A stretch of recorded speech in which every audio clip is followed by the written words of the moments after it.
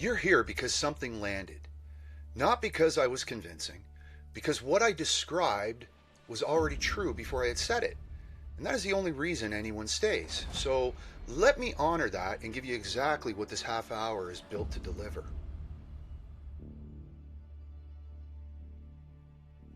Here's what we're going to cover.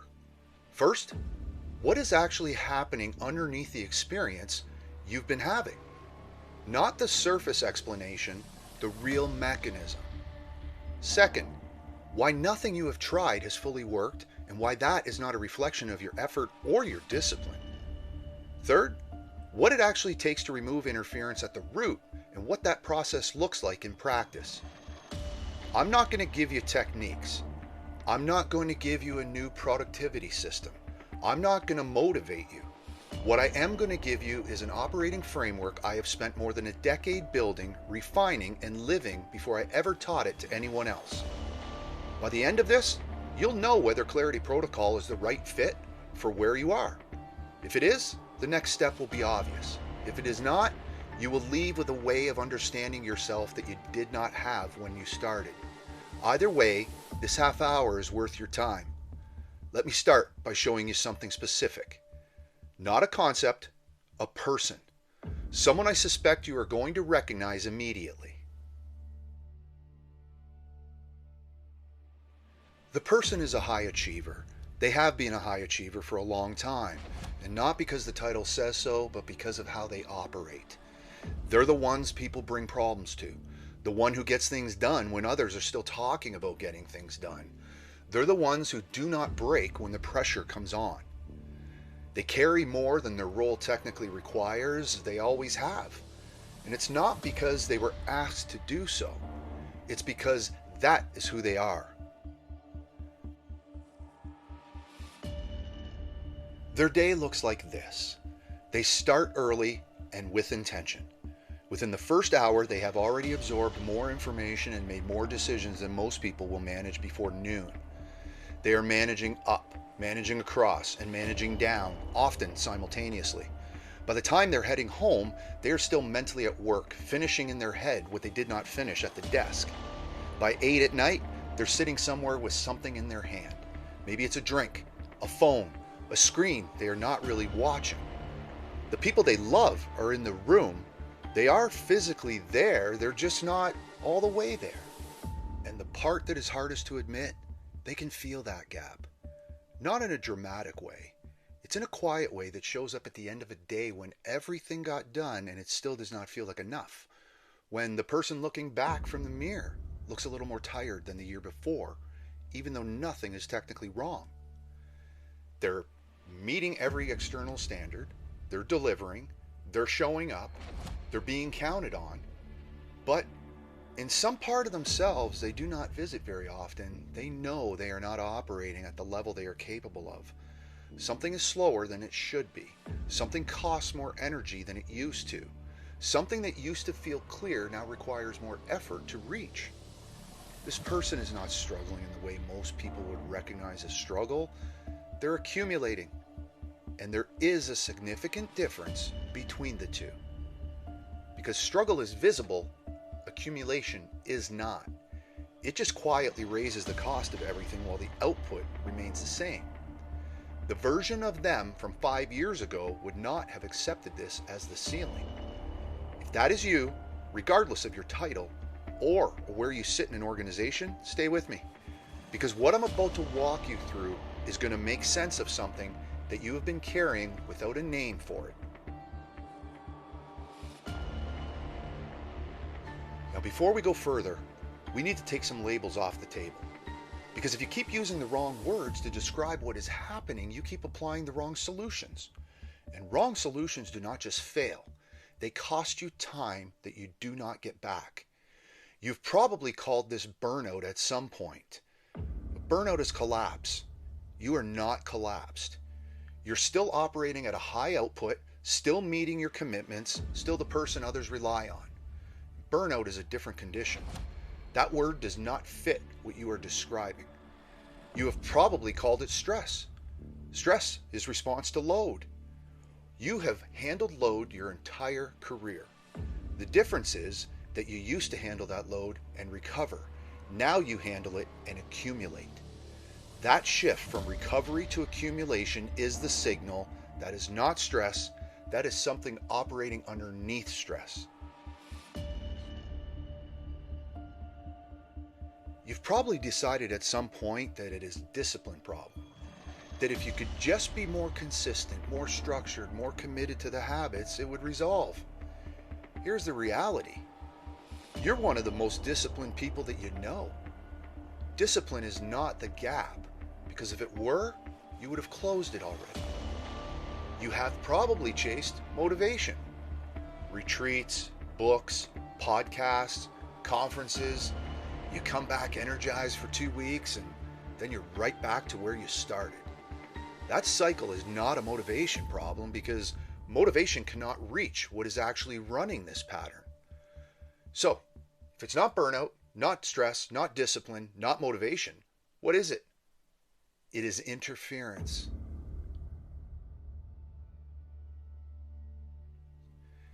Interference is anything that sits between you and clean access to your own clarity.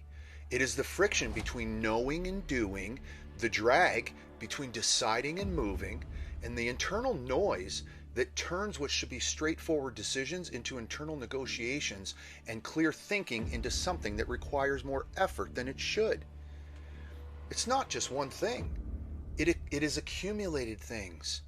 Inputs that never got processed, conversations that never got closed, emotions that got managed rather than acknowledged, decisions that got deferred until deferring became the default, patterns that got tolerated because addressing them felt harder than absorbing them, and standards that got lowered so gradually you did not notice them moving.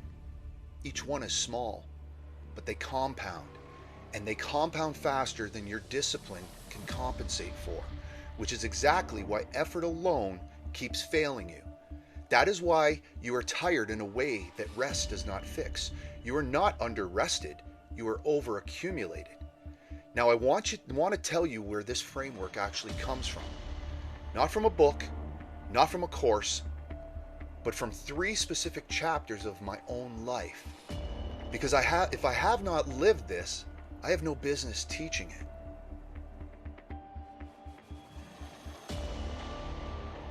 I had 10 years in law enforcement. It's January 1998 along the Detroit River. Dead of winter, we have a woman threatening to jump. The river's running fast underneath a surface of flowing ice.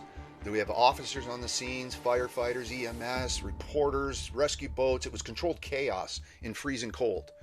The negotiating sergeant was already on the railing, speaking with her, talking, calm, doing what trained negotiators do.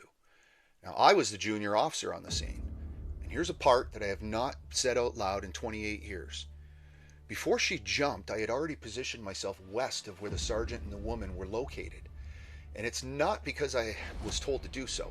It's because I knew the river current at that point runs westward, and if she went in the water, the current would carry her in my direction. I did not deliberate. I had already arrived at that position by the time I actually took it. That is how those moments work when preparation is doing its job. You do not think, you position, because the decision was already made before the moment arrived. She jumped. She ended up pulling the sergeant in the water with her. He held onto her in the moving water. That was his job and the only way the situation now allowed him to do it. I went off the wall and into the chest-deep water on the side of the break wall. Now it was wet, slippery rocks were underneath, cold the way only January river can be cold. So I braced against the break wall and I reached into the deeper water where both of them were.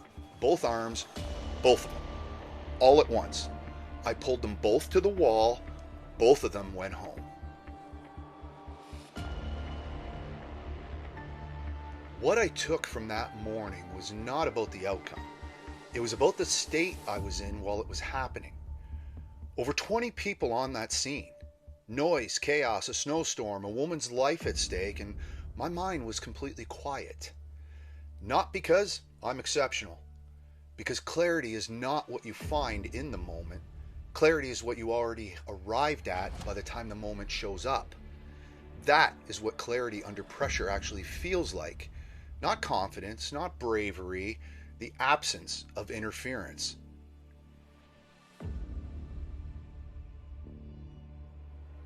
When I left law enforcement due to a work-related injury, I carried something with me that I did not fully understand at the time. 10 years of reading people under pressure. 10 years of identifying what was actually driving behavior beneath the surface. 10 years of learning that what a person appears to be doing and what is actually running them are almost never the same thing. When I moved into the corporate world and started working alongside executives and leaders, I assumed that skill would be irrelevant. These were not people in crisis. These were not people standing at the edge of a river. What I found instead was that the interference was everywhere, just quieter, just better dressed. I worked closely with a CEO who was highly intelligent, commercially successful, and from the outside, exactly the kind of person you would point to as someone who had it figured out. The moment I started reading beneath the surface, the pattern was unmistakable. Constant strategy pivots with no accountability for the last one. An inability to answer a direct question without deflecting or inflating. Misrepresenting results to clients rather than confronting what was actually happening. That is not a business problem. That is an interference problem. A person so defended by the identity they had built around their success that they could no longer make clear decisions. They were protecting the story rather than leading the organization. What I kept seeing across industries, across countries, across every level of leadership, from team leads to founders, was capable people operating at a fraction of their real capacity because nobody had ever shown them how to identify and remove what was in the way. That is where this framework was born. Now, March 2024, Cuba, a day of drinking in the sun with my wife. By the end of it, I had embarrassed myself and her, and I knew it. Not a collapse, not a crisis, just a quiet, clear moment of looking at who I was behaving like against who I had decided I was going to be. They did not match. Well, on March 6, 2024, I stopped drinking alcohol. Not because someone interfered, not because I had hit a wall, but because I got sick and tired of waking up sick and tired, and I was no longer willing to let a normalized coping pattern sit between me and the level of clarity I knew was possible. 90 days later, something dramatic shifted. The internal noise got quieter, decisions got cleaner. I could read situations with a precision I had not had access to in years. And not because I had added something, because I had removed something that had been reducing the resolution of my thinking without me fully seeing it. That clarity was tested 8 months later. I was running a global remote sales team, managing operations across multiple continents, building revenue at a level most organizations do not reach. High output, high visibility, 14 to 16 hour days building someone else's vision while my own sat untouched on a shelf.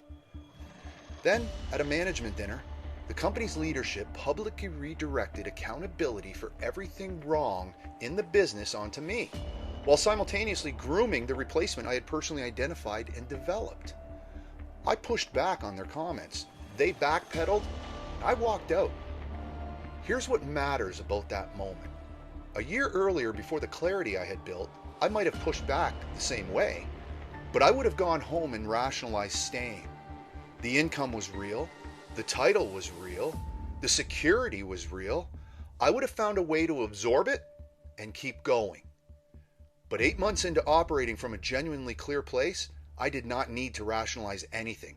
I could see the situation for exactly what it was. So I walked away from 180K US. And in Canada, that's no small number. But I was no longer making decisions from interference. I was making them from clarity. And when you make decisions from clarity, the right move becomes obvious, even when it's not easy. Now, that is not a story about a job or a drink or a dinner. That is a story about what becomes possible when you remove what has been sitting between you and your own judgment. That is what Clarity Protocol is built to do. So let me show you exactly how interference builds. Because once you understand the mechanism, you will see it operating in your own life with a clarity you did not have before. Interference does not arrive. It accumulates. through specific entry points that I like to call gateways. Now, there's 8 gateways inside Clarity Protocol, and I'm going to walk you through the 3 that show up most consistently in high achieving people, because these are the ones most likely operating in your life right now. Now, the first gateway is sustained pressure without recovery. This is the most common entry point. You've been operating at a high output for an extended period of time. The pressure does not fully release between cycles, so you have adapted to functioning inside it, which feels like resilience from the inside. But your system never returns to a true baseline. It just adjusts to a higher operating floor, and then a higher one, until the state you now experience as normal is a state your former self would have not recognized as sustainable. And the compounding effect is invisible until it is not. By the time you notice it, you're managing at a deficit that did not exist a few years ago.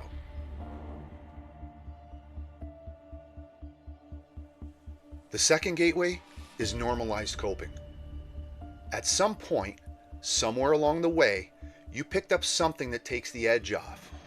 Now, for some people, it's alcohol, and for some, it's other substances. For others, it's overwork itself, staying busy enough that you never have to be still with what you're carrying. The specific form it takes is less important than the function it serves. The pattern is always the same. There is something you reach for to create distance between yourself and what you've been accumulating. Now, coping mechanisms do not just numb the edge, they gradually reduce your access to clarity. And because the reduction is slow and incremental, you adapt to the lower resolution without fully noticing the shift. Now, the third gateway is performance identity.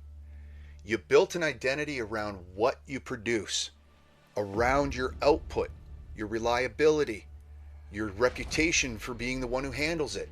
That identity served you. It is part of what got you where you are. But somewhere in the process, the identity started running you rather than you running it. Decisions that should have been made from genuine clarity started being made to protect the story, to maintain the image, to avoid being seen as anything other than someone who has it all together. The gap between who you actually are and the identity you are maintaining costs energy. Significant energy. Every single day. In ways you cannot directly account for, but you feel that in your fatigue, your patience, and your presence with the people who matter most.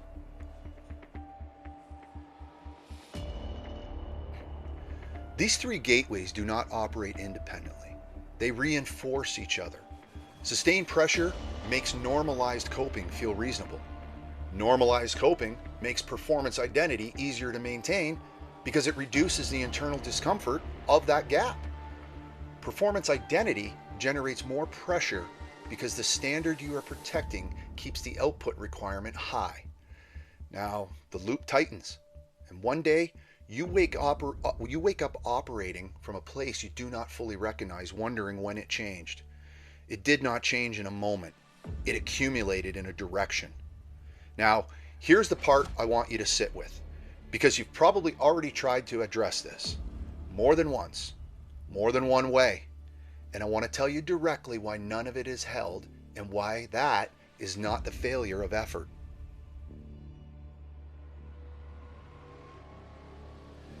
You have tried things, not casually, seriously. Multiple approaches over multiple years. Things like retreats, books, coaching, restructured routines, dietary changes, exercise commitments, meditation, journaling, time away, new goal frameworks, rearranged calendars. And some of those things provided relief, but none of them produced lasting change. And here's why. This is the most important thing I'm going to say in this entire video. Everything you tried operated at the layer of the behavior. You changed what you did not change what was driving what you did. And as soon as the new behavior encountered the existing interference, the old patterns returned. Not because you lacked commitment, not because you are weak, because you were applying a surface level solution to the structural problem. This is the fundamental failure of most personal development. It teaches you new things to do. It does not identify and remove what is underneath what you do. So the interference remains intact and eventually reasserts itself over whatever new behavior you installed. You end up in the cycle most high performers know well: breakthrough, plateau, regression, repeat. Each cycle making the belief that the lasting change is possible a little harder to hold. Clarity Protocol is built the complete opposite way. We do not begin with behavior. We begin with interference. We map what is actually creating the friction in your specific situation. We remove it in sequence. And when this interference is cleared, behavior corrects almost automatically, because you're no longer operating against yourself. That is not a reframe. That is a structural difference in approach. And it is why people who have tried everything else find that this works when other things did not. Now let me tell you what another year inside this pattern will actually cost you. Because it does not show up on a balance sheet. It shows up in the quality of the decisions you make when the pressure is highest. The ones where clarity matters most and costs the most when it is absent.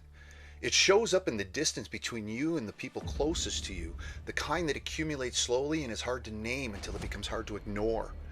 It shows up in the ceiling you keep encountering in your career or your leadership, the one you cannot explain by pointing to your skill or your work ethic, because neither of those is the problem.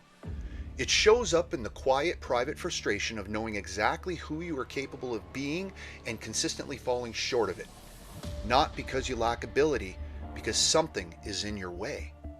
Now that gap compounds, slowly, but the same way interference does, until one day it is not a gap anymore. It is just the shape of your life. That is the cost of waiting. It's not a single bill. It's 1,000 small ones. Now, let me show you what the other side actually looks like. It's not as a concept, but as a lived experience. Because this is where everything changes.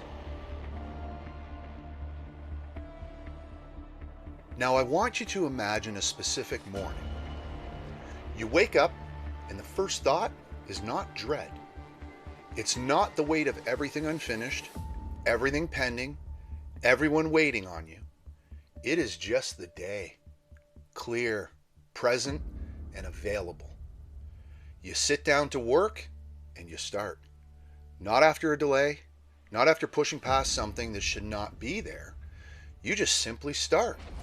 The task in front of you has your full attention because there's nothing else pulling on it from below. The internal negotiation that used to precede every significant move, that is gone. You know what to do and you simply do it.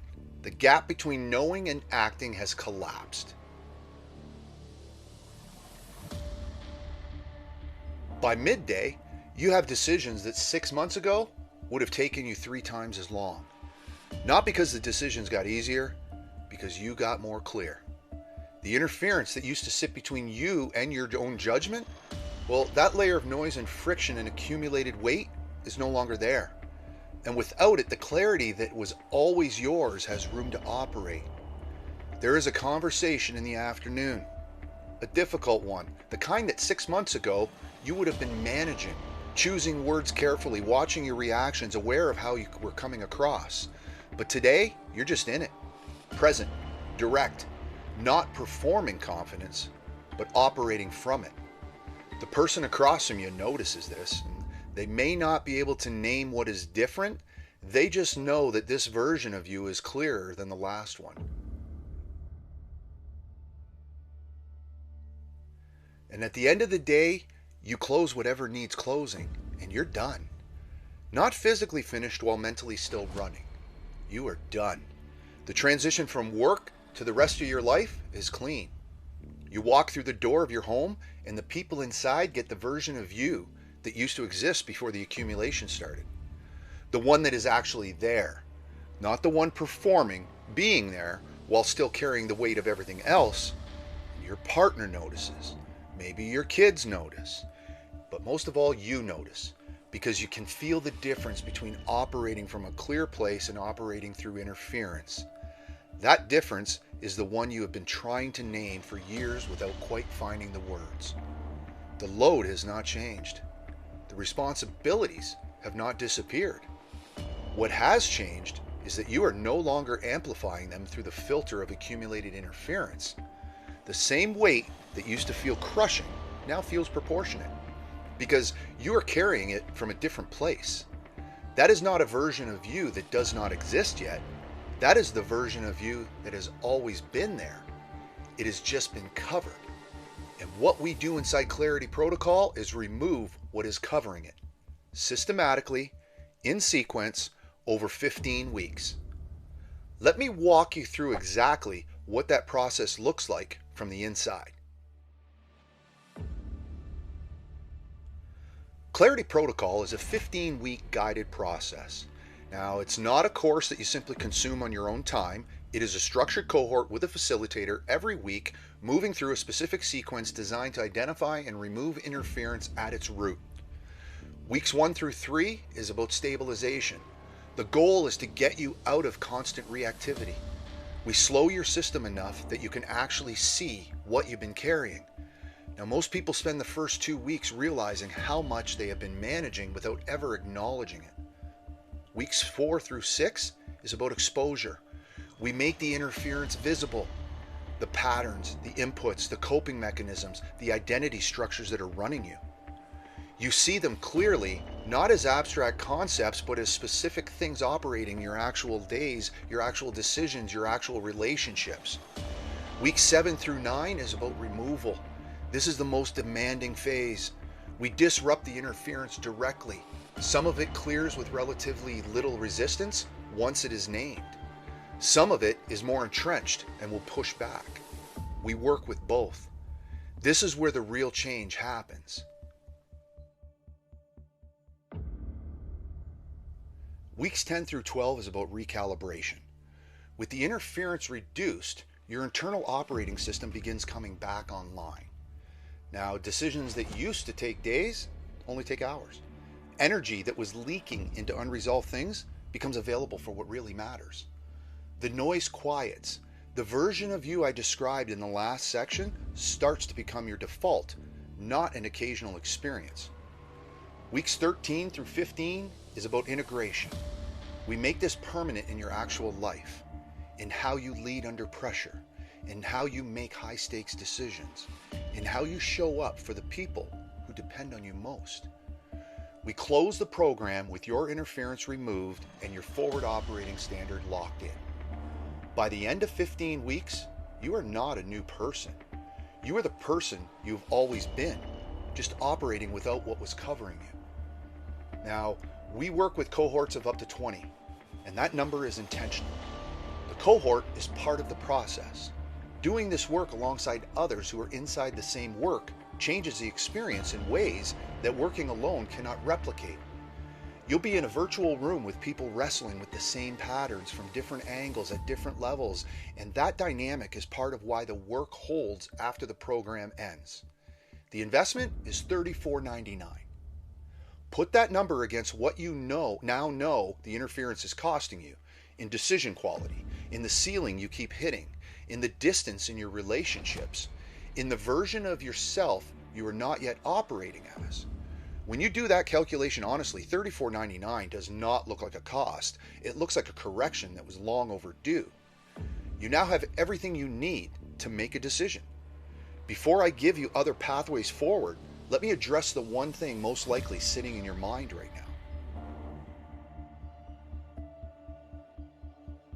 You're probably thinking, everything I just heard makes sense, but is now the right time? Well, I want to be straight with you about that question. It is never the right time.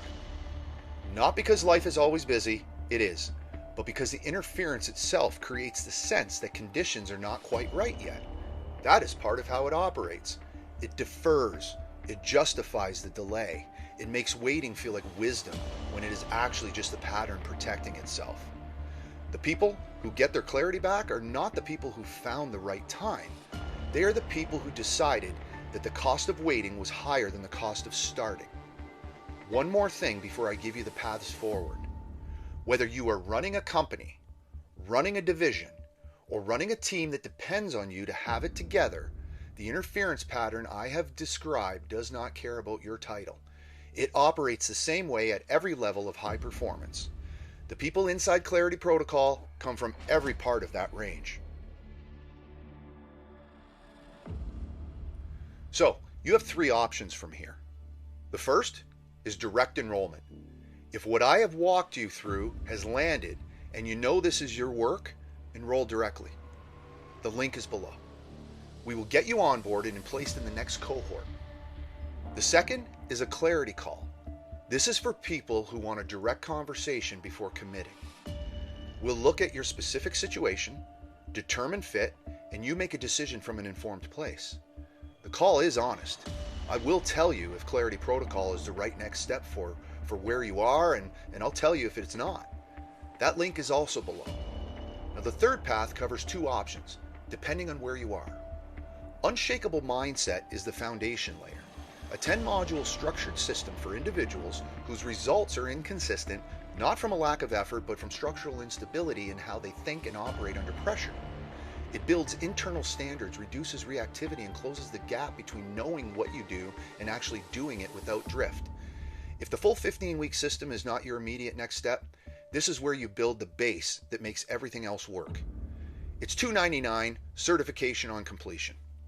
Now, the human side of business is a 6-week structured leadership development program.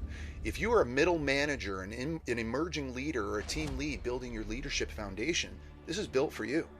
It covers emotional intelligence, communication frameworks, accountability without friction, and the leadership identity required to lead consistently rather than reactively. If you are a senior leader watching this and you are thinking about the people on your team who are carrying these same patterns, this is the right program for them. $699 includes a group coaching call with me directly. Now, both are real programs built for specific people at specific stages. If one fits your situation better than Clarity Protocol right now, take that step. Movement in the right direction is always better than waiting for perfect conditions. So, here's what I want to leave you with. You did the harder thing by watching this. Most people see themselves in the description and close the tab. You stayed. You let yourself look directly at something most people spend years navigating around. That is not a small thing. The next move is yours. What you cannot do, now that you've seen this clearly, is keep pretending it is not there. That option closed when you chose to stay. I spend time on mountains, literally, up to 10,000 feet, no ropes, no technical gear, just the climb. The reason I go is not the summit. It is what happens on the way up. The noise falls off. The interference that fills every day at sea level does not follow you up there. At some point on the climb, the only thing that exists is the next step and the clarity that comes from being fully inside the moment. That is what I want for you. Not a mountain, but your mountain. The version of your life where the interference has been removed and what is left is just you, operating at the level you have always known was possible. That version of you is not far away. It is right on the other side of what is in the way.